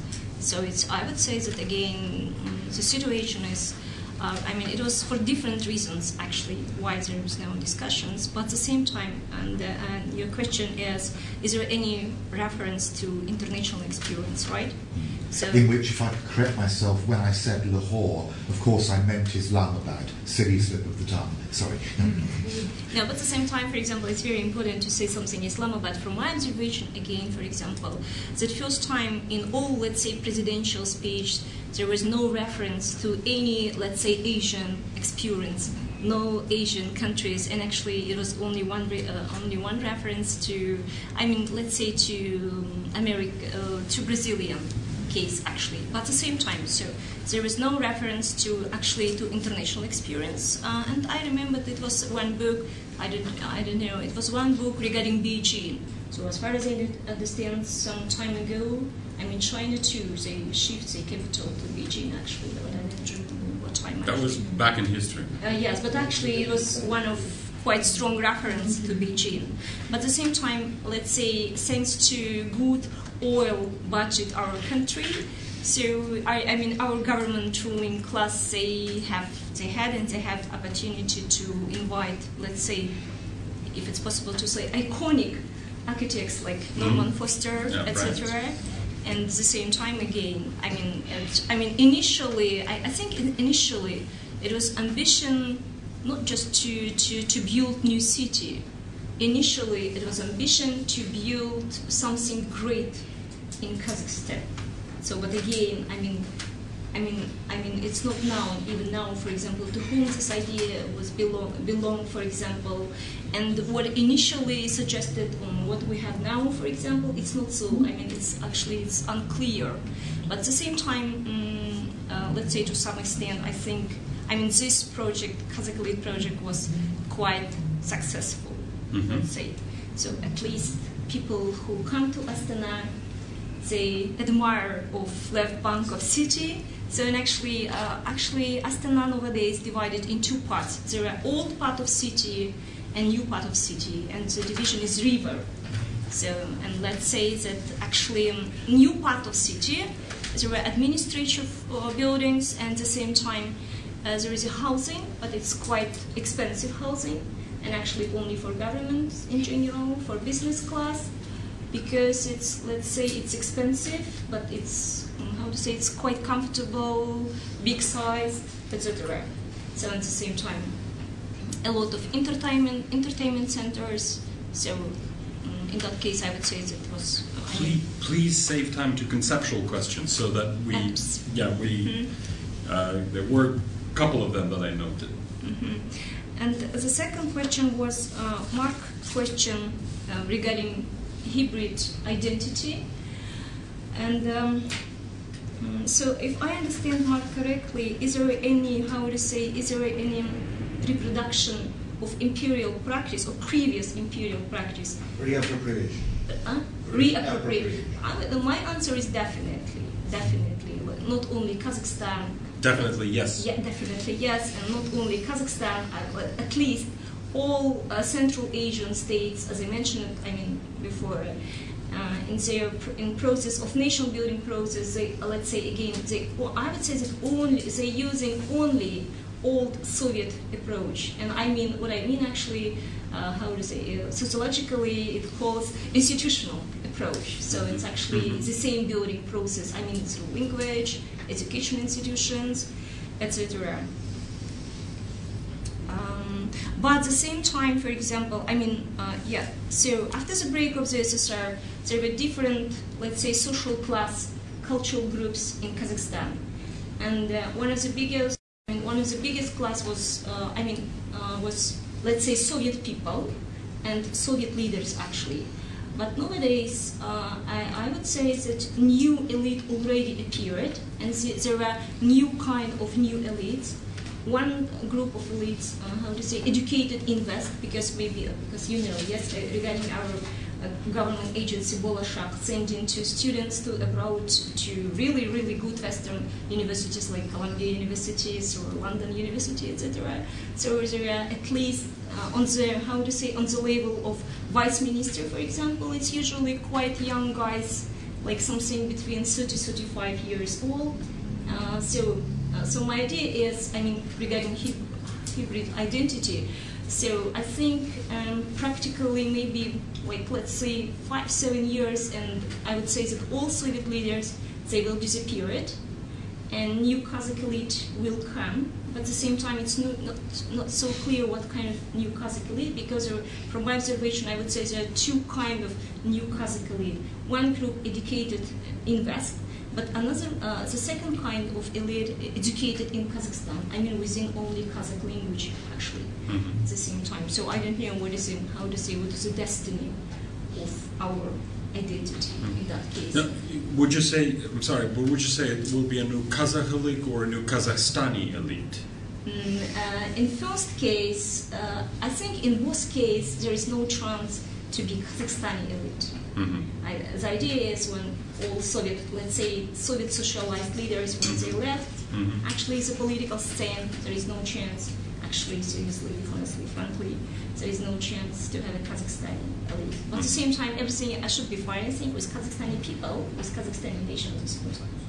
But I think no chance. But at the same time, for example, now, I mean, there are possibilities to different ethnic minorities, how to say, to be elected in parliament. For example, there are about 10, let's say, special places for ethnic minorities, and they are now became senators, for example. And third question was about something related with how we, how current Kazakhstan using Soviet past, using Soviet history, and you mentioned a case of Baojan Omashov. So I would say that for example, we can take one case, I mean, related with new movies, new Kazakhstani or new Kazakh movies. And from my observation, I would say there is no new Kazakh movies. There is no new Kazakh books, I mean, how to say, based on Soviet history, even the Second World War. So it is definitely, especially regarding new movies, there is definitely new heroes, new, how to say, сюжеты. Yes, so, and for example, it's, how to say, and nowadays, Kazakh government spent really good money, really huge money for such movies like Nomads, Sergei Vedrov, for example. And now we have another new movie, but I can translate even into Russian from Kazakh. It's quite difficult for me, for even to Russian. But so the thing is, I mean, this new movie, I wouldn't say that it's quite popular, because I asked my students, for example, what they think about it. So the thing is, that this movie is about how we are Kazakh were fighting with Jungars.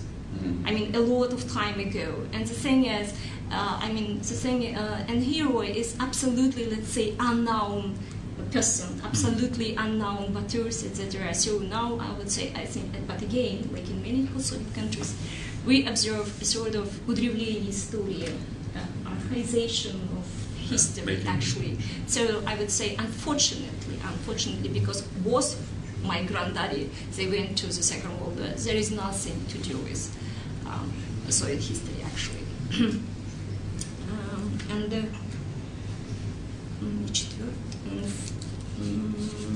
And Sergei question, I would say it's quite difficult. I mean, quite quite complicated question for me. But I will try. So if I understand you correctly, so regarding post-colonial approach, regarding post-colonial theories, so actually in my case, I feel like yes. I mean, I have read some books. I mean, regarding post-colonials, etc. But at the same time, I think we how to say, we are on a way to develop something within post-colonial terms, but without reading of post-colonial literature. Actually, I would say, but for many different reasons, and I would say the main different reason is but because maybe no language. So, and I would say somehow to connect you another question with your first question. So my idea is that nowadays in academia, how to say, by the time less Russian language. So we are using, less and less Russian language in academia, and at the same time, practically no English skills. Among at least middle, like my age, old age scholars actually. So we can, we can interpret it quite, differently. But for example, Kazakh nationalists, let's say, they will say like, okay, there is a great chance to develop something in Kazakh language, actually. So if I get your idea, regarding theory, post-colonial theory, did I get your idea? So my question is, to simplify, why do you need post-colonial theory? Why don't you just sort of embrace it and say, like, we are developing a local form of nationalism, that's what we are doing, forget about Derrida, like, we don't need it, like, sort of, we could read Gumilev and that kind of stuff, or whoever, right? So we don't need this phraseology, we don't need this lexicon, because sort of, it doesn't bring the theoretical and social impact that it did, let's say, in India or at Cambridge or at Columbia, Harvard, you name it, right? So that's the point. So why do you need the prestige of the post-colonial studies without actually using the apparatus, the theoretical and sort of social apparatus of the studies? Yes, but at the same time, for example, I wouldn't say that people so optimistic and so willing to read, for example, even Gumilev, even in my university, because my university. Which is an example? For example, because what we have in that case, we have everything in Russian. In Russian language, actually, even now still, after 20 years of independence, everything, if you would like to read something good, something useful for you, it will be in English or it will be in Russian only. But that's precisely the post-colonial situation for me. If I would be doing sort of post-coloniality in Kazakhstan, right? So your access to the world literature is via a different language. And that's an important issue. So what does it do then to the production of knowledge in Kazakhstan, in your own language, right? When sort of you're completely mediated in each and every direction. It's a very interesting issue, but sort of why don't you deal with this?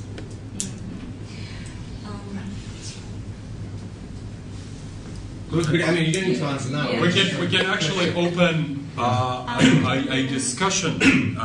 Did you want to? No, I'm fine actually. What I suggest for the rest of it, I have a whole list. I have Elaine, Sergei, Ilya, Dina, Marina, and Alessandra was at the very end. What I suggest, and we have about 20 minutes, and what I suggest is that we open this last part of the panel more toward the discussion, and the panelists are welcome to join in the discussion as well. So, Elaine, please. No, I'm still maturing. I still have a future. Goes to Sergei then. Okay, it's going. I'll try to be brief. I was very glad that Sergei asked this question because actually a year ago we had a very interesting conversation around, well, not exactly the same table, but in this very room, about his own usage of the post-colonial theory for his studies of Belarus and Kyrgyzstan. And it's not really a question, it's more of a comment. And I think what is really important here is the process of historization and thinking about the applicability of post-colonial studies to the Russian and Soviet case through history.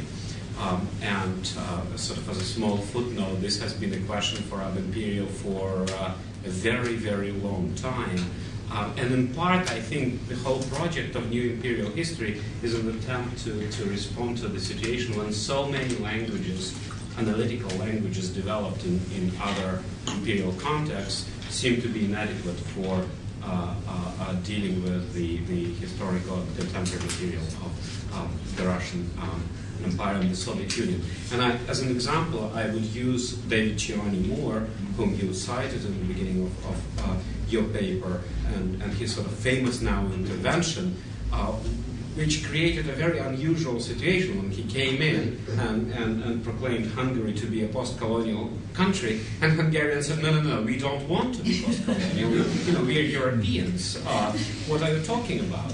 So you see, what's interesting here is sort of a reversal of certain hierarchies and the particularities of the functioning of post-colonial theory, or rhetoric, actually, not theory so much as rhetoric, in the post-Soviet context. So I don't have a question, I just wanted to Put it on record. as well as point to a more specific instance. Late Anatoly Limnov actually wrote a very interesting article discussing the usage of post-colonial and anti-colonial colonialist rhetoric by Kazakh historians, which might be useful in terms of thinking about this. It's a long question. So she didn't deal with historians. She didn't. No. Elena? Okay, well, let me give it a try. Last call. Yeah, last call. So, and they're actually, these are still questions and they're very specific. So, part of my hesitation is thinking that maybe now is the time for a more general kind of question, but I think I'm speeding on the same now. But one of them is to Victor, and here I think I'm maybe trying to give an example to make alive something about Sergei's question that I think is very, very right and interesting, and so I wanted to pose to you a kind of alternative set of examples very concretely. You focus on the content of the Aryan, Hyborian sort of mythology of the Viking ice people against the warlike people of the south, right? And there's something very modular and transportable about this mythology over the last 100 years. And you see it again and again and again, and it's like a franchise kind of operation, right? And so you've got your Tolkien kind of franchise, and you've got your Thor franchise, and it comes up, and I think the point is how is it being deployed, and how does it become deployable in different contexts? So you have Tolkien writing this stuff, and I don't mean to isolate him as the one who originated these kinds of stories, but he's just become, for many people, the kind of flashpoint beginner storyteller for it.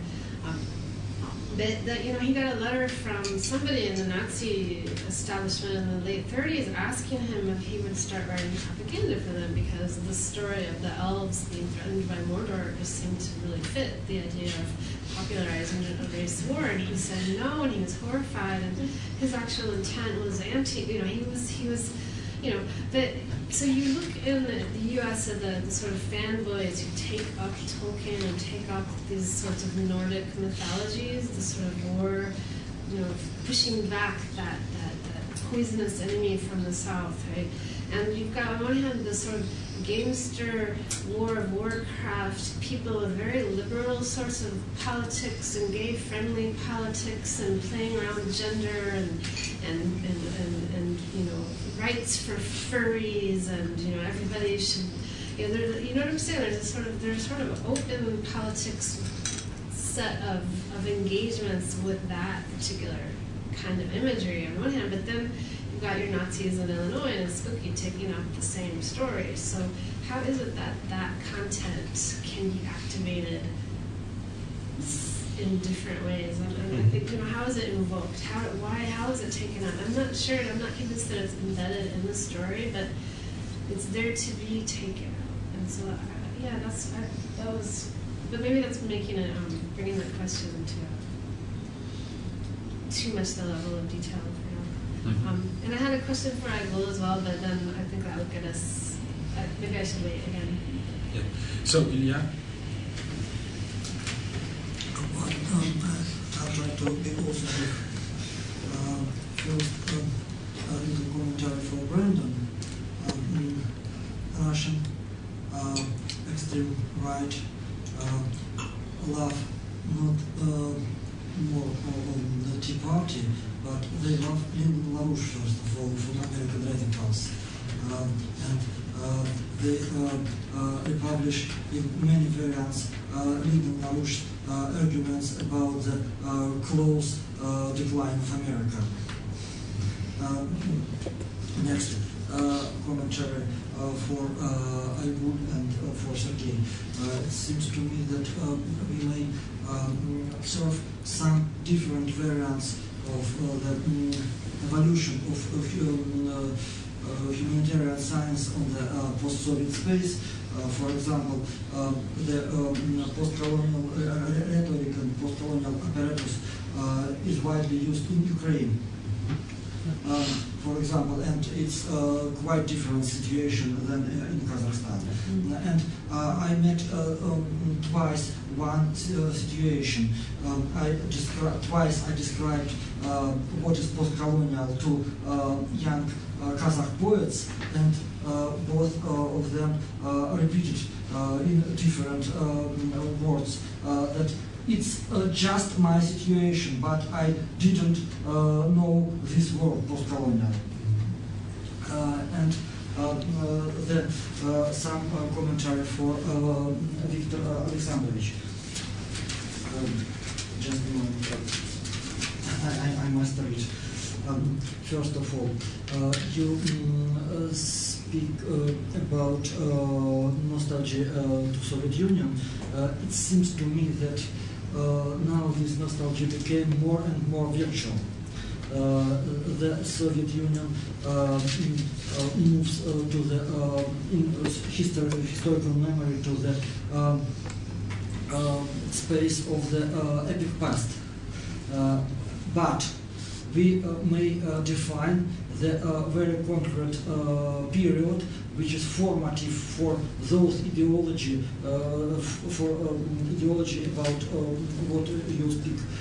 This is 1948-1949, the Stalinist turn to the Russia, national Bolshevist turn to the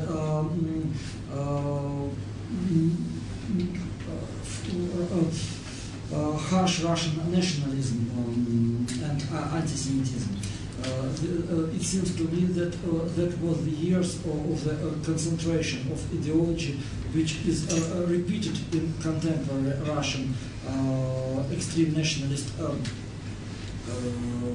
constructions as remembrance and as phantasm. And the second, I agree with contemporary Russian political journalist Evgeny Ikhlov that in recent 2 years the cult of territory became vanished in the consciousness of the extreme Russian rights because they prefer to create ethnically clean state, but without some territories which they meant as the territory of the Russian Empire. For example, more and more popular among the Russian nationalists becomes the idea of the enforced succession of North Caucasus republics. North Caucasus republics and to create iron or stony border between the rest of Russia and North Caucasus. Yeah, well, if I throw a word here, I was struck when you said that separatism and secession is a new thing in Russian nationalism. All historians know that this is exactly what nationalism, particularly the one of exclusive and integral type, do to a state, right? Because the idea that the cultural, ethnic, and political boundaries coincide is a phantasm. You cannot find it anywhere, nor in history, nor in the present. And therefore, when you have such a nationalism, it is bound to be separatist and secessionist. You have just to read a story of states in history, not through nationalist eyes, and you will realize it. It's not novel. It's been key feature of that kind of political project. I mean, this is where I completely disagree with you, with this interpretation. But sorry, I had another commentary. But we have Dina, Alessandro, Marina, and Vera. And how do we do it? I have no idea because we are left with 13 minutes. Can we? Why don't you collect questions and then we could sort of discuss them? And then suspend them later, yeah. and suspend them and have a conversation over lunch. Right. So that's the idea. So Dina. I just had a comment as an outsider to this field completely. What I'm struck is, when listening to both of your talks, is that we're sort of in a global moment at the moment, that perhaps it doesn't serve well to see only in terms of Russian imperial, post-imperial history, but more in a global perspective that has its own specificities. And it seems to me there's sort of quite a change in the organization of capital and distribution of capital, as well as expertise. How does this travel across space? I mean, Imperio is a perfect example of what I'm talking about. And the whole idea of whether post-coloniality works in Kyrgyzstan or Kazakhstan or in Central Asia is also another. In what context are these issues raised? Also, the whole issue of certain world imaginings, apocalyptic visions, for example, Tolkien as worked in Russia. These kind of imaginings are not unique. I mean, how do we de-exceptionalize Russia, basically, are not unique, and how do we place them in this specific global moment that is very distinct from earlier periods? I mean, I'm listening to you, Mexican drug gangs on the edges of the United States have created this totally different mental universe and imagination to manage their subjectivities, as well as to deal with the fact that they exist on the edges of nations. And so what do these have with the gangs that emerged in Kazan? I was talking to Vladimir yesterday, in the 80s. I mean, I think it would be a great way of talking about all of this, in part to sort of remove this present moment from the sort of great arc of Russian history and place it globally and comparatively. That's my comment. Alessandro. Just a small comment about the post-colonial studies in Kyrgyzstan. Maybe I have a different approach than yours, but it's possible. I think that the question why Russia is not Africa should be taken seriously and not answered through a simple model. In other words, probably because I originally came from economics, I'm a little bit skeptical about trying to apply models everywhere around the world, the subaltern models, and after I apply there, I would like to use in Eurasia to question the model instead of finding an answer already made.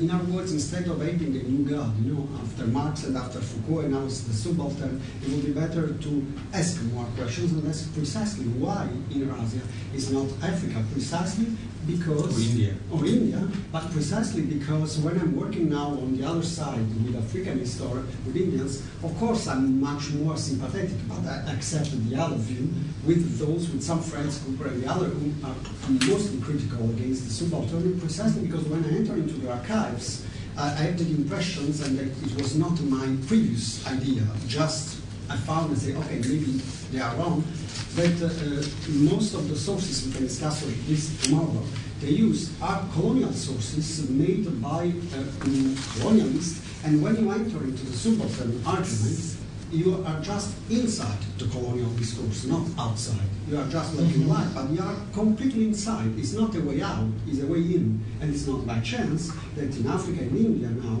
the worst nationalists are using the subaltern studies, not the other one. So it's a complicated stuff, where I say it's precisely to take this plus all the others, and maybe the Eurasian can be a good way out of a new general model. That's not probably agree, it's just a question of the yes. So I have Marina and I have Vera. Okay, I'll try to keep short. My comment is actually for Victor and also partially for Sergei. I agree absolutely that this is a global moment. There is still this problem with the frame of interpreting what Victor was presenting, because even when we apply these global models and global comparison, the whole phenomenon is so bizarre, it can really appear bizarre, and it does appear bizarre from this presentation.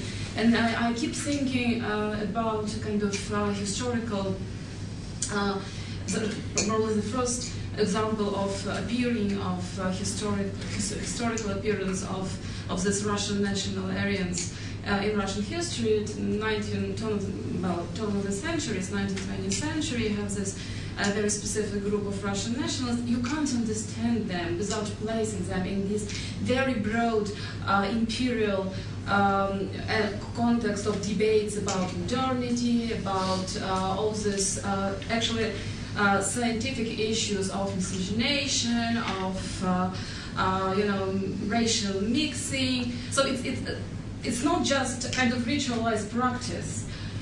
They spoke these imperial languages. You can't make sense of them without placing them into this larger context, the one actually that Mark underlines. So this is not just these marginal figures for your research. I think they are very important because there is message there.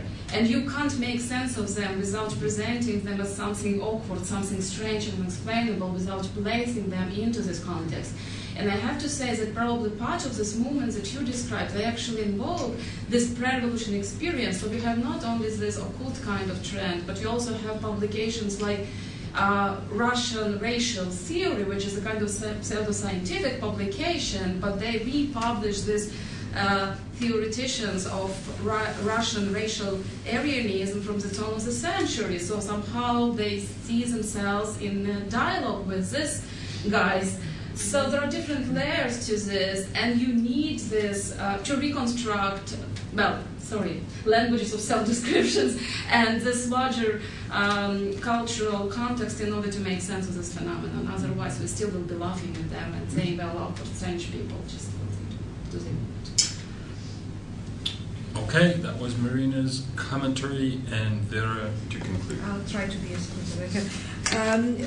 It's again to return us to this applicability of post-colonial theory to specifically Central Asia or post-communist space more broadly.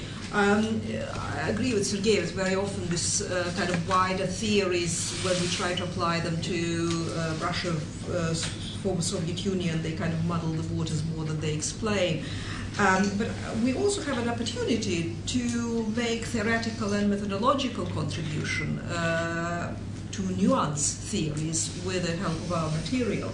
And I think the kind of very, very clearly to me, if we want to apply post-colonial theory to post-Soviet space in a meaningful way, we can't just take out individual examples and say, well, that's fit. We have to account for one development in kind of Russian history of the Soviet history of the 20th century, which is actually exceptional, if very, very specific, if not exceptional, and that's Soviet nationalities policy. I don't think that one can apply post-colonial theory without giving a very, very serious thought to what Soviet nationalities policy specifically did to various regions, and that wasn't a kind of mainstream imperial policy. Of course, many empires were, in a way, spaces where national movements developed in interaction with imperial actors, but in the Soviet case, I think Terry Martin makes a very, very sort of convincing argument that we have attempts by the state to create nations where they hadn't existed before, create national elites to a much greater extent than anywhere in sort of other imperial contexts, and one has to account for that. And there, I wonder whether Kazakhstan is actually a good case to start theorizing from and adjusting theory from, because Kazakhstan is so unusual among Soviet republics in terms of its ethnic composition. Yeah. So. Thank you. Well, we are over the limit. In public, and so far the session goes, I take the words from the panelists to account for the discussions and the answers that they will give in the meantime, in the lunchtime, to account for them and make them public to the audience. However, I would like to give, if you want, and it's your choice, if you want, 1 minute each, but 1 minute, I will interrupt you after 1 minute, so that you are not left with the impression that you were, flooded with the comments and didn't have a chance to respond. Sorry, this is my commissarial decision now. We got this point. Okay. Victor? Okay. 1 minute. People who asked me a lot of different questions would find answers in my last book about Khazar myth, where I explain my approach much more extensively and with much more sophistication. And another book, which is under publication now, focus on the Aryan myth in the world in general, because I covered the former Soviet Union and India and including Central Asia, and there you might see the range of variability, which is because it is not only used by the Russian nationalists, it is used by the Kazakhs and also by the Tajiks and by Armenians and even by Tatars and Yakuts and Buryats and Chechens, and with quite different message. And this is which is really interesting. And there I tried to put it into a social and political context, which was very interesting for me. And the last point is that, of course, there are a lot of euphemism there. It's, as I said, it's an Aesopian language. It's you read, some words, but you must understand that there are different messages beyond. So that's it. Thank you, Victor. Okay, in my case, I would say that many stuff missing in many ideas was missing in my presentation due to the limited time, and some missing parts, let's say, especially very comments, was in my presentation. But anyway, I'm going to try to develop indigenization process within post-colonial frames. And we take the pledge from the speakers that they engage in discussions over lunchtime, and I invite everyone to thank our panelists for this wonderful panel. A small